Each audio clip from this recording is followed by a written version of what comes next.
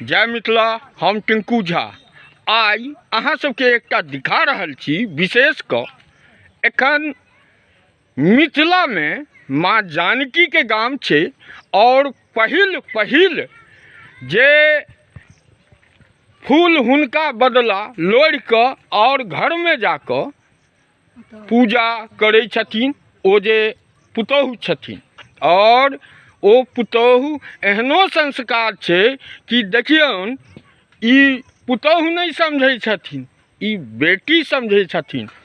ज़्यादातर महिला जे होइ छै ओ अपना गाँवे में ई पूजा करै छै।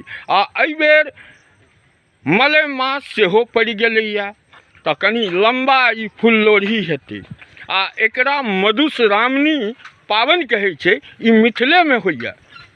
आइ हम कनि हिनका सबसँ सेहो गप करऽ चाहै छी कि हिनका सबके की माता सब छथिन, बहिन सब बैसल छथिन, ई की छै। आ ओहि साउसो से हम मिलबै छियै। की छै चाची, की छै, की करै छियै? हैया फूल लोढ़ी छै, फूल लोढ़ै छै। 1.5 महीना के पाबनि छै। फूल लोढ़ि कऽ सबटा लऽ कऽ जाइ छै पुतोहु भिनसर पाबनि पूजा। अच्छा अच्छा, पुतोहु लेल ओ साउस के छथिन एहिमे? हैया साउस छथिन।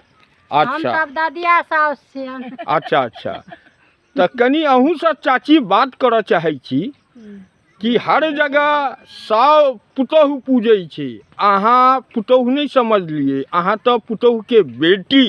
और अहाँ से सीखक चाही आदमी के, पुतोहु नहीं बेटी समझक चाहिए कि पुतोहु के अते फूल लोढ़ी केने जेठकियो के छोटकियो के। तो पुतोहु मानै छियै कि बेटी मानै छियै? मानै छियै, ओ संताने ये। अच्छा, तैं अहाँ सिंगल लऽ कऽ अबै छियै ई फूल लोढ़ी के? एकटा के पोरके साल भऽ गेलै। एगो के पौरके साल भऽ गेलै। और ई सब चाची सब अहाँ के साथ संग एलथि। हाँ। की नाम की चाची की सहेली छियन। अच्छा, सहेली छियन। तऽ एहिमे संग दै छियन लोढ़ऽ में। देखियौ 4 आदमी रहै छै तऽ कनी नीक लगै छै ने, जी ताहि दुआरे। और अहाँ की केहन लगैया? बड़ नीक लगै छै। बड़ नीक लगै छै अहाँ सबके? हाँ, नीक लगै छै। नीक छै। हाँ। बड़ा हंसी लगे छै नहीं फूल लोढ़ऽ में। साउस के साथ देखियो, हम ये कह चाहे छी साउस के साथ सब साउसे छथिन। हाँ, सब ददिया साउस छथिन। कियो देख लियो। अहाँ की कह चाहे छियै चाची? सब दिन में मिल कर लोढ़ दै छियन हमहूँ सब।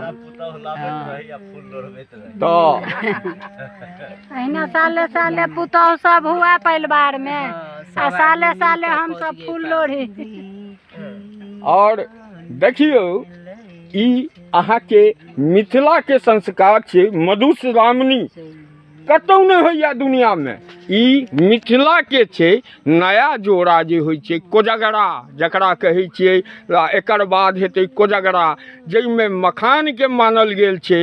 मिथिला महान छै मानल जाइ छै चना के। और लेडीज के जे हेतनि जाहि दिन मधुश्रावणी पाबनि हेतै ओहि दिन औकरी बाँटल जाइ छै आ लड़का के मखान। यह छै मिथिला महान। माँ सीता के धरती छै, माँ जानकी के गाम छै, विद्यापति के धाम छै ई मिथिला। यह दोसर कोनो नया वीडियो के साथ नया चीज देखबऽ लेल पुनः हम हाजिर हैब। जय मिथिला।